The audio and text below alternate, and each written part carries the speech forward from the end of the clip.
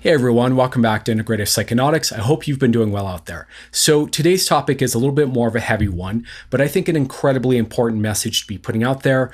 And that is we're going to be talking about how there are a lot of people who are coming to psychedelics for psychedelic therapy that are really in a bad way. And quite honestly, what I see a lot is that the people who need psychedelics the most for healing often aren't ready for them. It's a bit of a unfortunate paradox, unfortunate kind of mismatch of energies. And I wanted to talk a little bit about that, give my thoughts about it, just kind of describe this process, just in case you're someone who's kind of psychedelic curious and new and desperate and really, hoping to understand how to use them to heal. So let's talk about this topic. It's pretty important.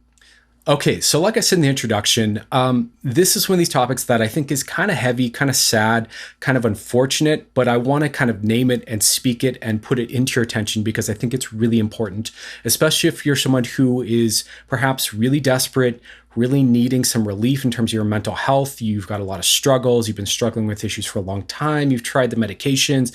You've, gone to all the different therapists and you still seem to have the issue and you're kind of at your wit's end here in terms of what to do. As a coach, I see a lot of people like this. I get people like this approaching me all the time. I also see a lot of people like this just online interacting, whether it's, places on Facebook or Reddit, places like that, where I'm always kind of looking to see, what people are dealing with and what people are thinking and really just being a part of the conversation with people around psychedelics and helping them understand them clearly. So I see this all the time. And it's really, really unfortunate that this is the situation we're in as a society, but I want to just kind of name it and kind of give my thoughts about this and give you some kind of next steps, what to do if you're in the situation. So basically what I see over and over and over is that there are a lot of people out there, and my heart goes out to all of you that are dealing with, whatever it might be, whether it's years of depression, years of trauma, years of anxiety issues, having multiple diagnoses or multiple issues at the same time. And there are a lot of people like this who are desperate, who, they've tried the medications, they've tried the therapy, like I said, and generally that hasn't really worked. They've been Band-Aids. They've maybe kind of helped a person to kind of cope through life, but not really thrive, not really transform, not really resolve things. And a lot of times these people kind of look to psychedelics as kind of, again, this last ditch, like, please fix me, please save me, my brain is broken, kind of approach. A lot of these people also tend to come from this paradigm of mental health, that is psychiatry, where it's all about medication and medicating your issues. And it's a brain chemical imbalance issue, which I think is a very flawed premise to begin with. And then these people come to psychedelics hoping to kind of replace their medication, replace their SSRI or their benzos or whatever with a psychedelic and take psychedelics a bunch, and that will help them rewire their brain and start to have better brain chemistry, and that will fix them, right? This is kind of roughly the flavor of the idea or the conception I see a lot. Now, this makes me really sad because my heart goes out to people when they're in a desperate way like this, when they are really suffering, they're really stuck, they really don't know what to do. Maybe you're not functioning very well, you're having a hard time surviving or making enough money to survive, or all of your relationships are on the rocks, like everything's stretched thin, or you're isolated, or you're lonely or alone, or any combination of all of this stuff, right? I mean, it's rough. And a lot of times these people really, really, really do need the kind of internal resource states, the kind of bliss, ecstasy, sense of well-being, sense of detachment from all the issues and problems, the sense of connection to the vibrant beauty of being alive, a sense of hope and optimism and possibility that psychedelics can provide, right? But in order to get there, generally speaking, you need to be kind of able to deal with a certain amount of overwhelm and stress as your body goes through this altered state of consciousness. Generally, you need to be able to self-regulate at least a bit to be able to kind of stay centered through the intensity of the experience. Generally, you need to have some ability to self-reflect and observe what's happening inside of you with kind of a inquisitive kind of observer mindset rather than getting swept away or getting caught up in whatever thoughts and beliefs and emotions might move through you. There's a bunch of these kind of important pieces that really kind of need to be there and be in place in order to really have a good experience with psychedelics that's really productive and useful and going to really kind of steer you in the right direction.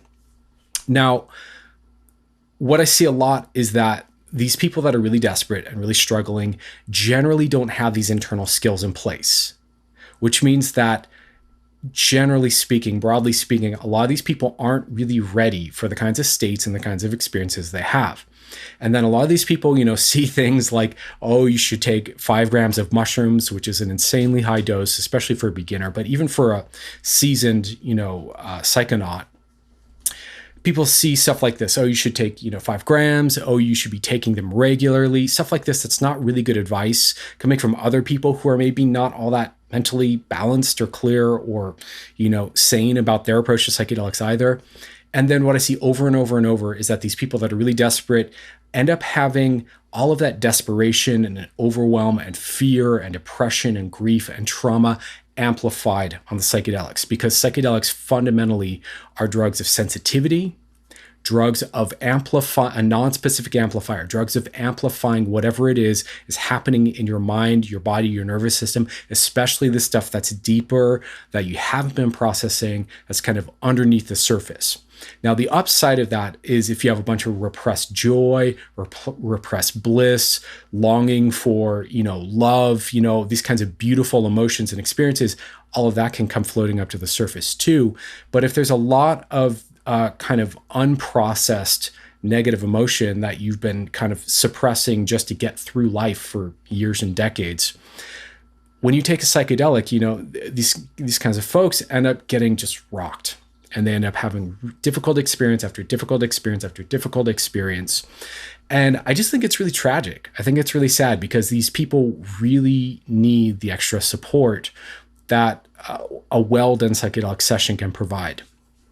And so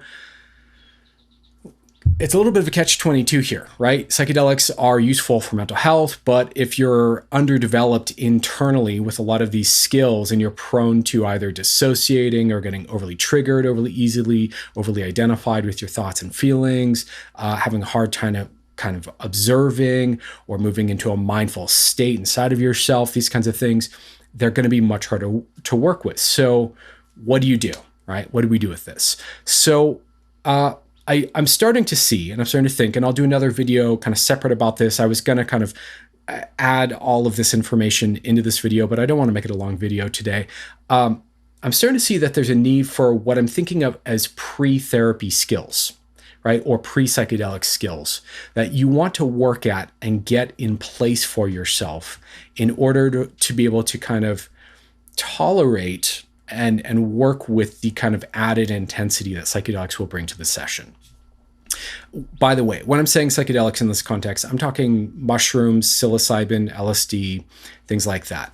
If we're talking maybe ketamine therapy or MDMA therapy, things that are a bit softer, that feel a bit safer overall, those might be more useful up front. And I find myself often saying this to people online, especially is, in everything I've been trained in all my underground guide trainings and my MAPS trainings, everyone's kind of saying the same thing, which is for a lot of people, you really want to be starting off with a softer, safer kind of altered experience like MDMA or ketamine or cannabis even, and kind of working your way into the more potentially overwhelming, intense experiences of psilocybin and LSD, right? But a lot of people don't want to hear this. A lot of people get kind of fixated on mushrooms as being the answer because they've been promoted in the media a lot. There's a lot of data about them. They confuse that amount of data and their kind of naturalness with being safer or better for you or easier to access, these kinds of things. So a lot of people avoid looking at ketamine or MDMA, rule it out, when really this is usually going to be the better choice for most people in this kind of difficult situation. If you have the choice or the option to do ketamine therapy or MDMA therapy, and you're coming from a background of a lot of depression, a lot of anxiety, a lot of trauma, I would recommend starting with those first if you can find them in a place that's legal or safe, or you can work that out. But yeah, coming back around to what I was saying, I do think that there's probably a need to start to articulate and create a set of pre-therapy skills that are really there to help you get up to speed, so that you have the bandwidth and the safety and the clarity and the internal attunement to be able to start to do more deep therapeutic work and be able to handle psychedelic sessions without totally getting overwhelmed and blown out by it. And so this is something I'm going to be kind of working at, articulating. I'll probably be making a course around and be giving more information about.